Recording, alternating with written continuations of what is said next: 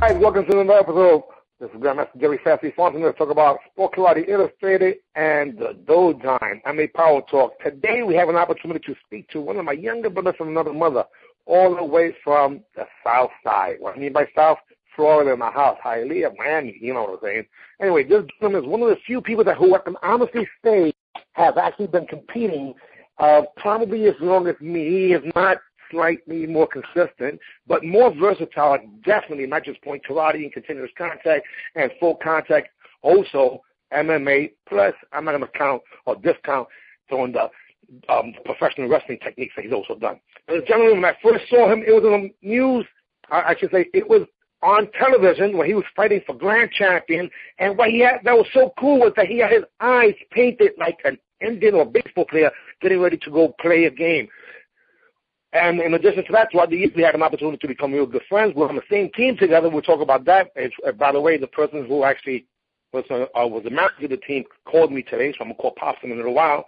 But without further ado, this gentleman, don't know how to properly address his title, but at the very least, he is a sensei / master. I'm not sure. We'll find out. Manny Reyes Jr. Are you there in the house, sir? Hey, Jerry. What's up, man? How you doing? I'm doing super good and getting better. Oh, somebody told me that. So, you know how it is, man. This Power Talk, let me just cut to the chase. The purpose I do these Power Talks of Sport Karate Illustrated is to eliminate a lot of confusion. People really, honestly, just don't know, as your brother Alex would say. They just don't know the history because it's been changed throughout the years. So what I want people to know specifically is from the horse's mouth themselves. We're going to talk about the past, we're going to talk about the present, and we're going to talk about the future of your own personal career. In addition to that, we'll interject and have some conversation because we did have, you and I, some personal experiences which were pretty phenomenal. And up until recently, we even put a video that reminds me of a wonderful weekend in Capital Classic, but we'll talk about that. I'm going to put myself on mute, and all I want you to start to do, sir, is in the beginning, what was your inspiration, desperation, or motivation to become a martial artist? Take it away, sir. Well, Jerry, yeah, you're pretty much accurate on everything that you mentioned. Man, I could go way back to, my father. Well, you taught a seminar there back in 1993, the legendary my dad's a legendary Hialeah school, which opened in 1972. Up until this year, we were there for 43 years, and pretty much, Jerry, I was born right down the street. My dad opened the school that same year, and it's really all I knew. I mean, it was, being the son of a father who was 18 and a mother who was 15, and opening the school and trying to make ends meet, and it was like I was pretty much in the little baby carriage while my dad was at the school, and it's, all that, it just, you absorb it, and next thing you know, I'm 4 years old, I'm being taught my first class. Pretty much, Jerry, it's all I really was exposed to, and I loved it. And I started, my first official class was in 1977. I was 4 years old, and the rest is history. I went through the 80s and, competing as a youth, and I started fighting adult black belt in 87, and that's when I'd seen you as a kid before that in the 80s fighting, and that was, believe it or not, one of the things that stuck to me. You want to talk about the history, and I always mention... Wait, stop it, Mr. Reyes. I know you started the blitz, but let me just be the host for the time being. So one of the few people in the martial arts world that has a vivid memory, very similar to some crazy Puerto Ricans from the Bronx, is a Cuban from Hialeah. Now, I know you're a historian. I'll tell you this. I'm going to tell you this. When I started my adult black belt career in 1987, I started documenting everything. I could bring out a book if we were, when I see you again, I'll bring out a book. I have every person I fought, every tournament I won, what place I took, what the score was. Back in our time, remember, it was 3 points, whoever got the 3, and there wasn't, and I have all that documented all the way till now, all the way. I kept records on myself after every tournament. And, that's why nobody could pull a stunt on me. You know how people make stuff up and then, in our sport and they start creating lies and, not me, man. I have everything documented. Or changing history. No, yeah, exactly. I totally. Well, you know what? That's phenomenal, because this is what I believe. If your life is worth living, your life is worth recording. And if you don't appreciate yourself, then who else is going to do it? When it's all said and done, if you don't do what's necessary in order to expose the truth about you, no one's going to come and expose the truth. Chances are they're going to expose a truth as they see it, which could end up being a lie, because everyone has an opinion. But getting to specifics, when you start at age 4, it's 1977, your parents were teenagers, similar characteristics with me. My son was born when I was 17, I was born when my mother was 16, so there's a common denominator. But besides your father being not just a school owner, but a competitor and legendary student of a founder of a martial arts style as known worldwide. No, not a participant. Literally, he looks more like Mr. Parker than Mr. Parker did sometimes.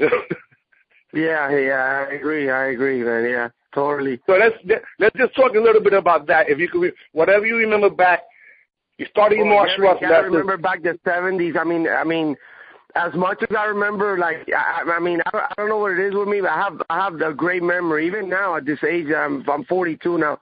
But man, as much as I can remember Starsky and Hutch in the 70s and Kodak, I remember Bruce Lee and Chuck Norris being like, and you know, that was a special era for us, because everybody wanted to do this. Everybody wanted to be a martial artist. It was like, you understand, as a kid growing up and my father having a school, and that motivated me to, and then I would see the fighters, you know, my father fighting without equipment at tournaments, then the jewelry, safety chop came out, and safety kick, and that all came later in the late 70s that I could remember, you know.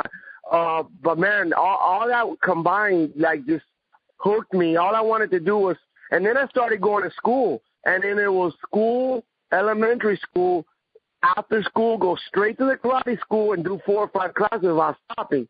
Then it was go home. There was a routine. Even on Saturdays, Jerry, you know how it was. I mean, this was a 6, maybe it's Sunday even sometimes we train, but at least as far as like what I can remember as a kid, Monday through Saturday was the grind on this. It was martial arts. It's why we were so good in that era in the 80s, was so good and so technical, and the techniques were so good. And I have my opinion about today's, fighting, and it's like, it's really become the golden era. We could talk about that too. But and again, obviously, guys, those of you who are listening, you know that this gentleman here, and maybe I should slow down a bit because I get kind of excited and people don't understand me. I know you do, but my point is that, see, guys, we are all in a big family. Commonalities that we've all had, whether it was inspiration from our family and or Bruce Lee or extended family members, having dreams and visualizing ourselves in movies and fighting against or being side by side with maybe Chuck and Bruce against 100 foreigners, whatever the case may be. But what's interesting about, and again, sorry, what's the proper title that you would like to be addressed as in your school? Because this is about martial arts, sir. What do they call you? Well, they call me Mr. Reyes now. I mean, it used to be, there was an era where I used to be called Sifu because of my rank, and then, but Jerry, it's like, I mean, people think I'm not humble, but I am, man. I mean, they call me Master. It kind of feels kind of like, or they, Sensei, all the titles that we have. I'm good with Mr. Reyes, what the kids call me. They see me as Mr. Reyes, and that's, to answer your question, that's what people call me nowadays. That's wonderful. And it's interesting because I went through the same exact transition. Now, I blinked and I'm going to be 50 years old this January, just, so, time does fly, and you blink and you went from the teenager to now 42 as one of the eldest, which is pretty interesting. Now, one of the things that I think is pretty important for people to know is that your father literally wasn't just a person doing tempo. He was a person who was literally spreading and revolutionizing, whether it was tournament, promotion, competition, and even spreading the style throughout other countries. Am I wrong, or am I just delusional? By the way, I left him a message. No, my father was he one thing I can tell you about my dad is that he had balance. The key word being balance. He balanced things out. He just wasn't a one-minded. You understand what I'm trying to tell you? He branched out. I mean, he was once under the Tracy system, and he wanted to get, with the legitimate, Ed Parker, American Temple system. Then the tournament thing was the same. He started out with a little tournament down here, and he expanded, and everything was a balance, so to have an overall balance of the martial arts. But you're absolutely right. You're absolutely right what you just said. Well, there's a lot of history that's unspoken of, and it bothers me. Now, let me tell you what this is. This is my personal 300. If I went to war and I had only 300 people in the martial arts worldwide to put on my team, Mr. Manny Reyes Jr., you're on my team. You're on my 300. That's what this is about. And because of that, I want people to know there's a difference between the real deal and a bunch of other people. Yeah, it's a lot of watered down now, man. That's the thing about, you talk about teams, right? I don't even need to jump forward, but let me tell you something, because I want to put this out there. It used to be where, like, you had to be one of the elite fighters and earn yourself a spot on a team. That's one of the things I believe has hurt the sport. Nowadays, you could just buy a bunch of uniforms, create a name, and be on a team, and it's like, it wasn't like that in our time. You remember it was like, to be on a team, I mean, I remember you being on some of the elite teams out in the sport, man. I mean, it was amazing. But now, and if you made a team, you were one of the elite fighters, and you earned that spot. But now, anybody's like, have you noticed anybody could be on a team? You just create a team. You could. I don't like it. Yeah. I don't like it. I cannot relate to whatever it is when it comes to teams, because even though we congregated with people, we were on what you consider more like the super friends. Martial arts is an individual sport, so when you speak about guys like Keith Vitale or even Tony Young, I don't care what team they were on. I was fans of them. It so happens that they got together with the X-Men or whatever you want to call it, and that's something fascinating.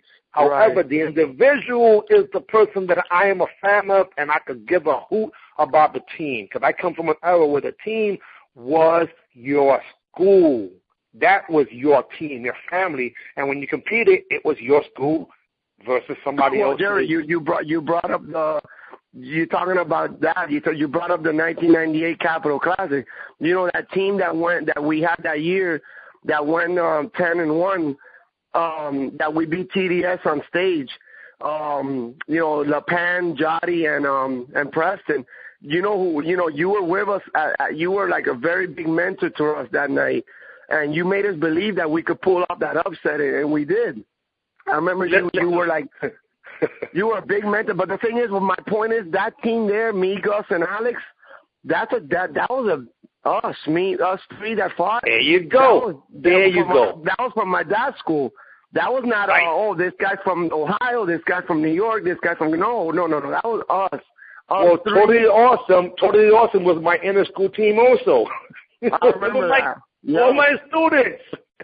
And the only one that wasn't a student was Tony Morrison and Time the Last Dragon, because those are my partners, my best friends. But that's my point, because when it comes to it, it really is about family. Martial arts is an extended family. We have as dysfunctional as any family could be dysfunctional. We have different shades and beliefs and so on and so forth. There's a common denominator. The average martial artist, if you take everything away, they're good people trying to help people. I agree. When you take away all the nonsense, they're good people. However, sometimes good people do some silly stuff based on who they hang out with, so birds of a feather flock together.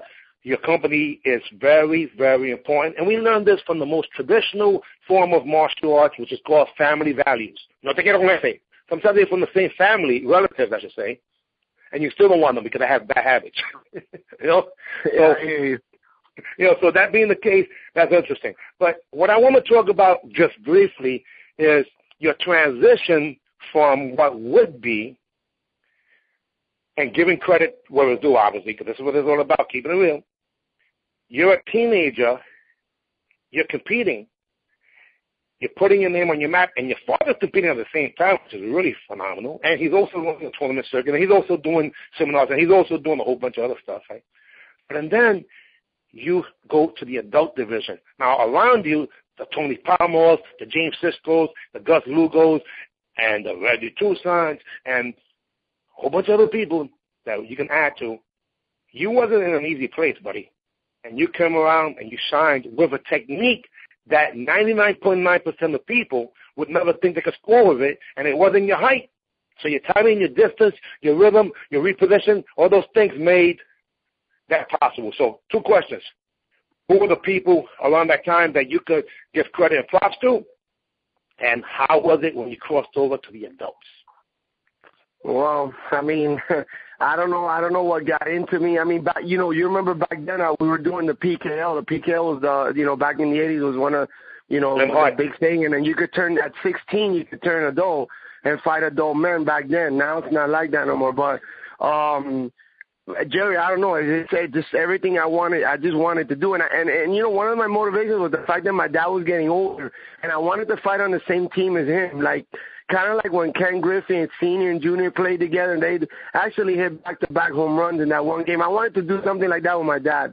Long story short, and I had a lot of guys around me that were, pushing me to telling me, you're going to be really good, or it's just going to, and they mentored me. It's going to be a transition, and, you're going to take your lumps at first. So I was so ready, Jerry, mentally, that and I convinced my dad. And in 1987, October 27, I have it written down, October 27 of 1987, I competed juniors at the Pan Americans, and that was it. And my dad later that day allowed me to fight men's black belt. And from there on, that was it. I fought a guy named Rob Gooch. I don't know if you remember Rob Gooch, but he beat me for first and second. I made it, and that was my first tournament as an adult black belt. From there, I didn't look back. It was on going forward. And I didn't win a tournament until, it was months. But, I took my lumps as a rookie. And it was a learning experience. And believe it or not, it's like the best thing that I did. It was great. It was so good. It was like, it taught me so much. But what was the second question? Let's do this. Let me get a little more specific, because when it's all said and done, those of you listening, you got Mr. Manny Reyes Jr., who is a martial arts, not just historian, but a participant creating history, because it continues. Now, to get more specific, only because you're the type of person that I can actually ask specifics to. And I'm going to be a little biased over here, because for whatever it's worth, there weren't too many Latinos in the highest position that would really represent me per se as fighters. We did have some Bendiquitas, but there were gaps in between throughout the years. Now, in 1986, and your father has a team, and these people on his team includes quite a few people that I want you to mention, and then he goes to New York City, and he brings the team there, too. I was there, of course, yeah. I mean, let's talk about some of those experiences, but why not? I was going to talk to you about, I was going to mention that at the beginning of our interview. My dad being Cuban, and we're all Latinos, and that's a proud thing for us. Whether you're Puerto Rican or Venezuelan, or he had Gus. You fought. I saw you fight all my dad's guys. Gus Lugo. I saw you fight Hector Sanchez. My dad had a student that wasn't on the team, but you fought him at the U.S. Open '81. Jose Brito, Cuban. So, anyways, my dad had a lot of Latinos on his team, which was, big for our. Just for the record, Just for the record, I fought Jose Brito at the 1981 Charlie Brown U.S. Open in St. Yes, Petersburg, I remember Florida, for first place. It was for first place. It wasn't that I just fought him. It was for first place. This guy was for first place, and I think you defeated Hector Sanchez for first place to win the Liberty Classic as well. That was one of my dad's guys. And I think I hit him a little hard. I hit him a little too hard. You hit him a little hard. I remember you hit him hard, and he got staggered. Back in the day when we could do that and get away with it, now you hit hard to the body, they start warning you. But anyways, adult black belt. But I remember that you staggered Hector. But that was for first. That day that was one of the greatest performances I ever seen in my life. Because I always loved lightweights and middleweights. The heavyweights always got that attention, but when I saw the lightweights and the middleweights, remember at that time, the lightweight, middleweight, light heavy, and heavyweight division. There were 4 divisions total. But anyways, I saw you fight that day. You beat Mafia Holloway. You beat Gus Lugo. You beat Reggie Tucson, I believe. I mean, you beat the top of the world at that time, and then you ended up beating Hector Sanchez.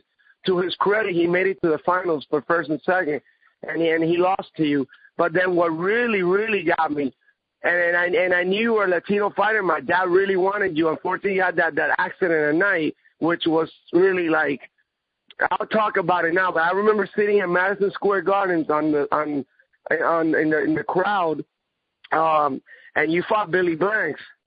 And you were beating Billy Blanks so bad he couldn't handle your speed. He had to like try to rush you. You had the lead and this and that. And I remember somehow, I don't know how Billy stayed in that fight with his little cape and stuff, Budweiser team, all that. I don't know how. I guess, you know, I mean, they were throwing points out there for him, but it was he ended up getting it 4-4 because you were winning that whole fight. I think you even hit him, correct me if I'm wrong, with a flying back defensive sidekick. Remember that?